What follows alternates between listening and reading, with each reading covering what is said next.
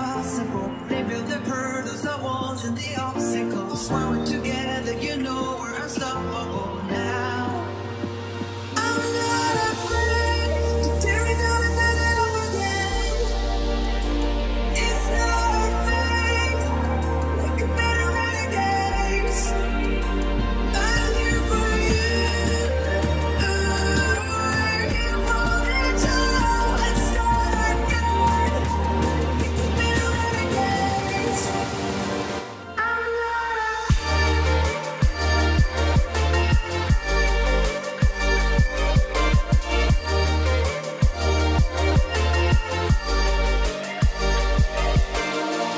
They've been holding us down.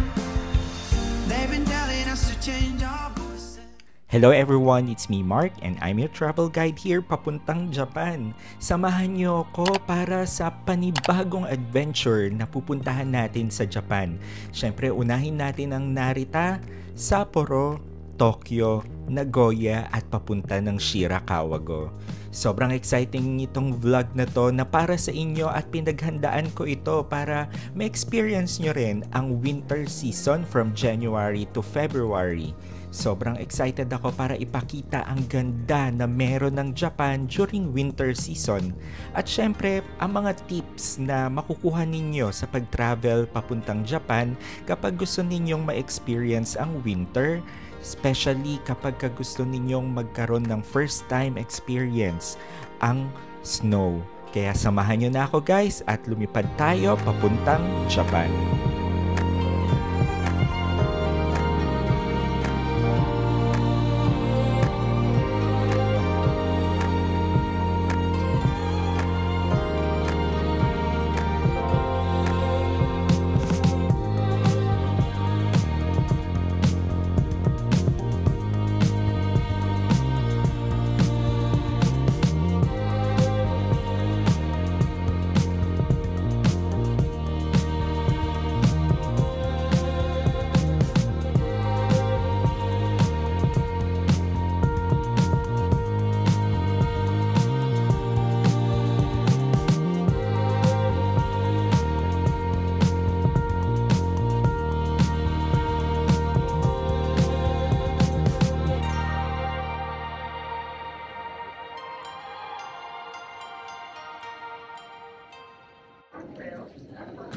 Hello everyone, I'm here na at Narita Airport. So punta ako sa train station, bibili ako ng Pasmo card.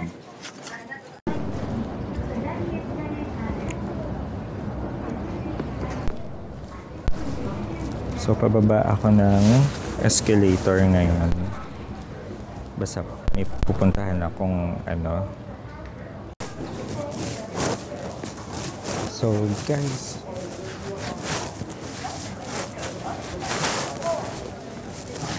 so makikita nyo guys, sobrang daming gachapon. Ayan, ang daming gachapon. Gusto kong itry kaso wala, hindi naman ako ganong ka-interesado sa mga design niya. Then let's go sa 7-Eleven. Pero parang hindi pa naman ako gutom.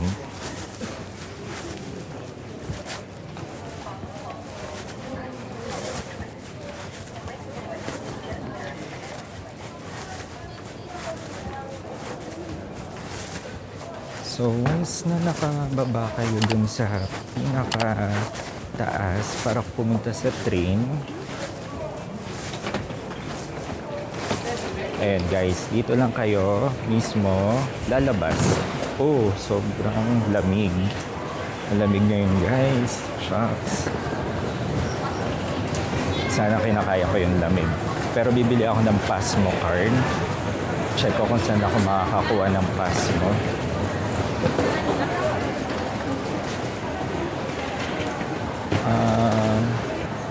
Kasi I need Pasmo card. Diba? Nandito pa rin ako sa Narita. Then, hindi ko alam kung paano ako pupunta sa hotel ko.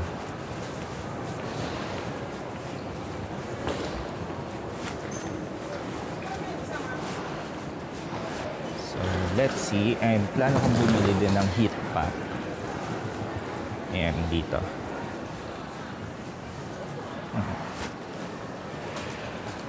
Pero dun na lang, pag nakapunta na ako, hanap muna ako ng Passmo.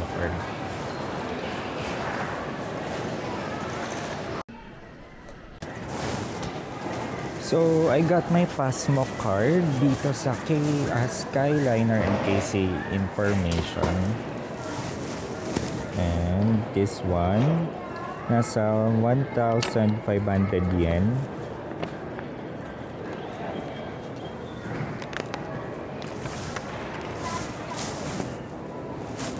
It's a 1,500 yen card. So kung kailangan niyo ng para magamit niyo sa train, bus, and other payment, just go here and get the Passmo card. 1,500 yen ang deposit and non-refundable, good for 28 days siya. So kapag kailangan nyo talaga is yun, bili lang kayo nandito sa Narita Airport. So right now guys, hinahanap ko yung bus na sasakyan ko papuntang hotel. So labas muna tayo dito sa airport. So let's see guys kung makakasakay tayo dito. And I'm going out. Oh, grabe. Ang lamig guys. Ang lamig niya.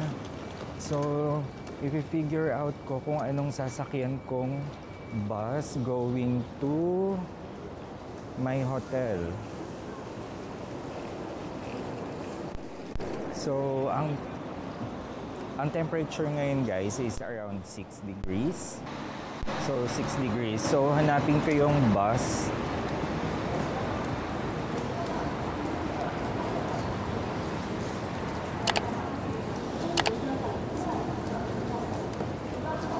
Hanapin ko yung bus going to my hotel.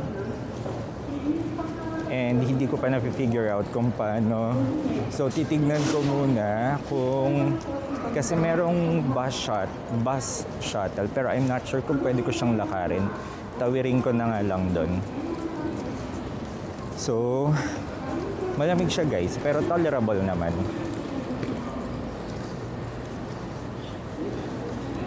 Nilalamig lang yung mukha ko. Yes, malamig sa mukha. Grabe. Pero, kaya naman. Hindi naman siya ganun, Pero ewan ko lang kapag, diba? So, i-figure out ko muna guys kung paano ako makakapunta sa hotel ko. Nakalimutan ko yung pangalan ng hotel, pero wait lang. Check ko muna guys para makasakay na tayo at makapunta ng hotel at makagala na, diba? Again, it's me again, Mark, and I'm here in Tokyo, Japan. So, ang sabi, punta daw sa 25 na bay para doon yung shuttle bus. And doon tayo sasakay. So, I'm not sure kung free ba siya or kailangan kong bayaran.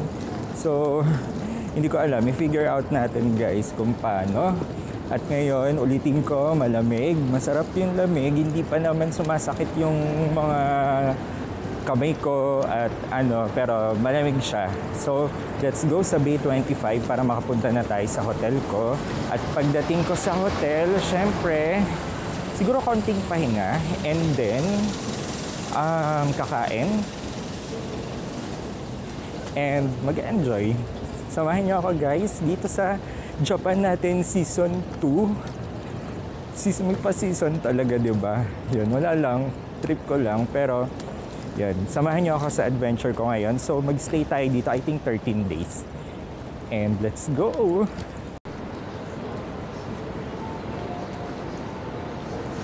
So, hindi pala nagre-record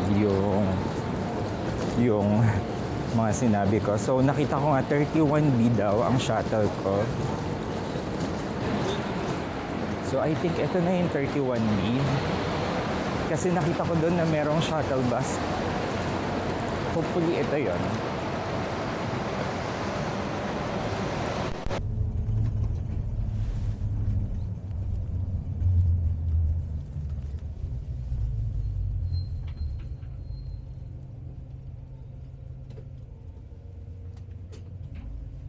So, hello everyone.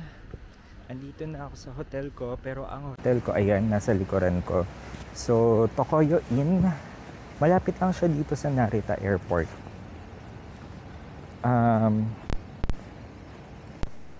Malapit lang siya dito sa Narita Airport. Then, may shuttle bus naman sila. Pero ngayon, kasi 4 p.m. pa pala ang check-in. Anong oras pa lang? It's 2 p.m. So I still have 2 hours bago ako mag-check-in. Pero ngayon, plano kong pumunta ng airport ulit kasi nandun yung mga kainan. Wala akong masyadong makitang dito, as in hotel lang talaga siya, guys. Look guys, oh, yung mga bulaklak. Ganda. So wala lang, gusto ko lang i-explore to. So, medyo nahiya ako doon kasi may mga tao.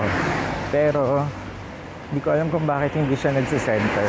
So, ayun nga guys. Sana nakabukas yung mic ko. So, ayun nga.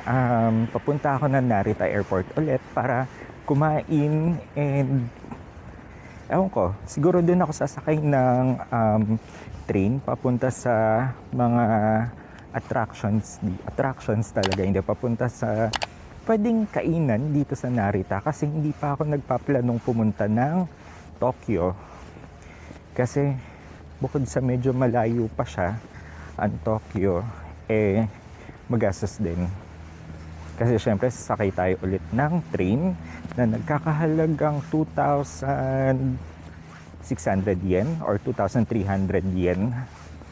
So, dito na lang muna tayo mag-explore sa Narita, 'di ba? Kasi bihira lang naman puntahan to ng mga tao itong Narita eh. So, ngayon, it's still walking. Sinusundan ko yung Google Maps ko.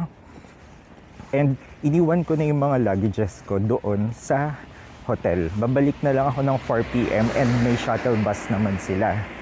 So, ang maganda dito, of course, tahimik pa rin. Walang pinagbago. So, tahimik pa rin dito sa Japan. And malamig.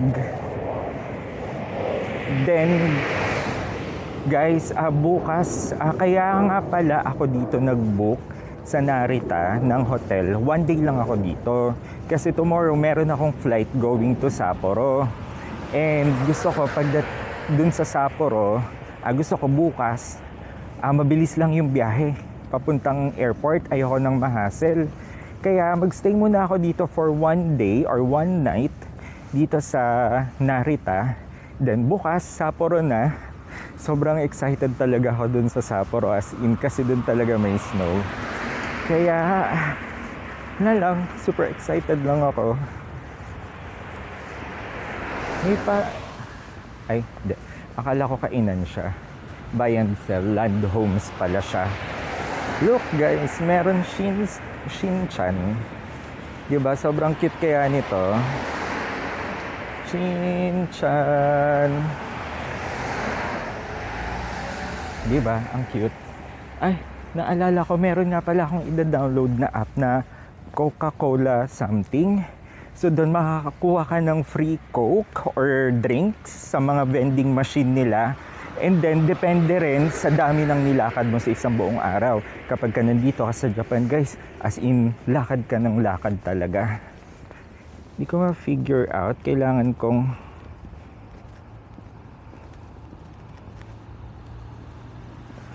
Ayan. So, sana na-face track niya ako. So...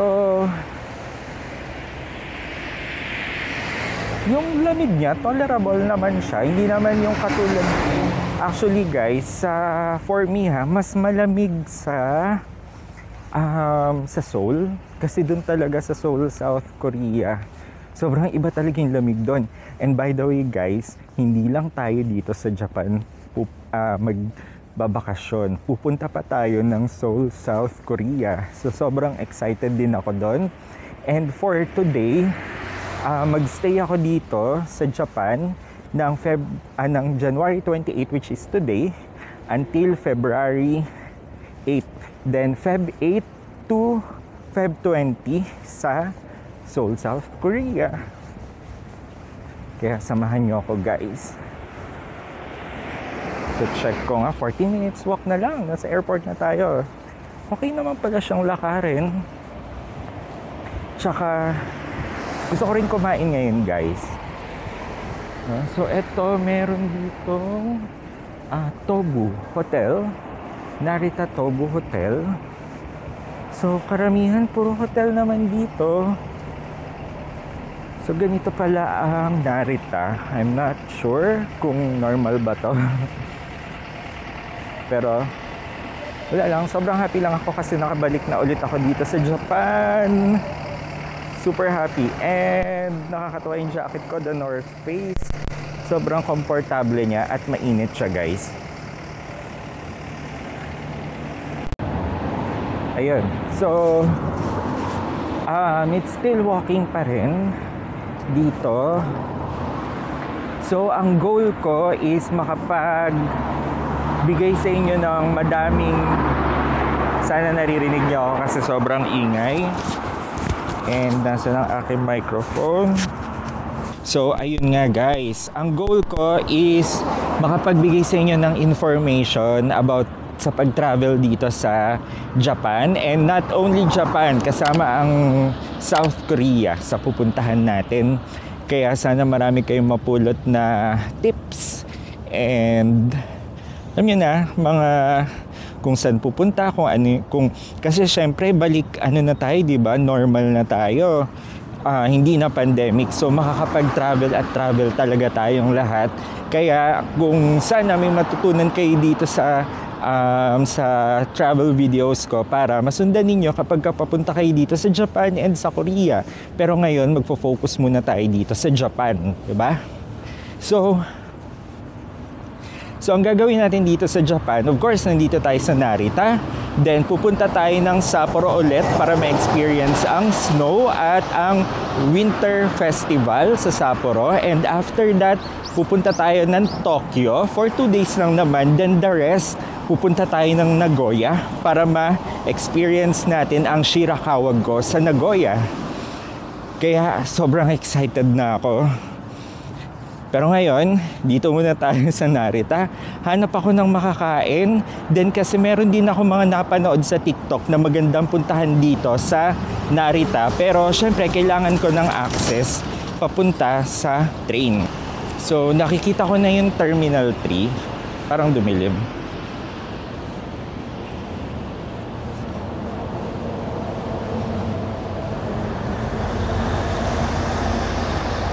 So, eto na, guys. Kita ko na yung Terminal 3. So, kita ko na yung Terminal 3. Hininaan ko ulit yung boses ko. Kasi sobrang tahimik nga. Kapag may tao, hinihinaan ko na yung boses ko kasi nakakahiya. So, ayun. Nakakahiya kasi, guys. Diba? Yung parang ang ingay-ingay ko. So, punta tayo ng terminal. Let's go. Kain tayo. Dito ako sa Narita Airport Terminal 2. And then, meron akong nakita sa TikTok na magandang puntahan. Ang Narita San. So guys, kung makikita ninyo, talagang maglalakad talaga kayo dito. Tapos, para siyang merong tawag dito. Yung track and field, naranasan ko yan dito. Nagmamadali ako, takbo ako ng takbo kasi may hinahabol akong flight.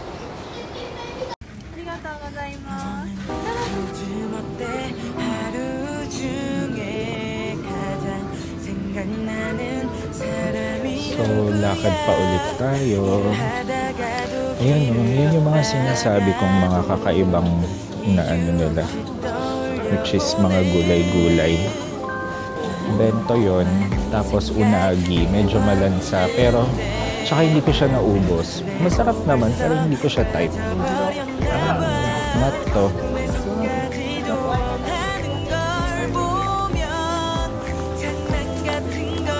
Mga delicacies lang nila. Mga pasapasalubong, ganon.